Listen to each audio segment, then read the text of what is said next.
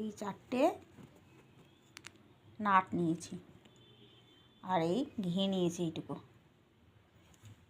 এটাকে গুঁড়ো করে এই করেছি, এরকম হয়েছে। গুঁড়ো করে ঘিটা দিয়ে মেখেছি।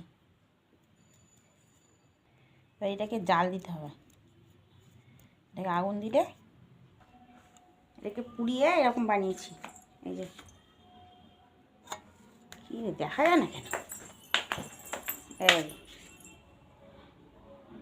কাঠবাদামটাকে ঘি দিয়ে পুড়িয়েছি, পুড়িয়ে এরকম গুঁড়ো গুঁড়ো করেছি। এবারে ফের ঘি দিয়ে এটাকে মেখে একটা ছোট্ট কৌটোর মধ্যে তুলে রাখবো। তারপরে আমি চোখে পরবো, মজা হবে। হ্যাঁ হ্যাঁ,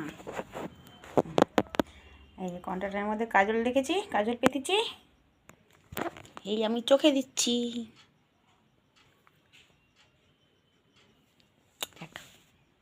হয়েছে না? কাজল দিয়েছি চোখে।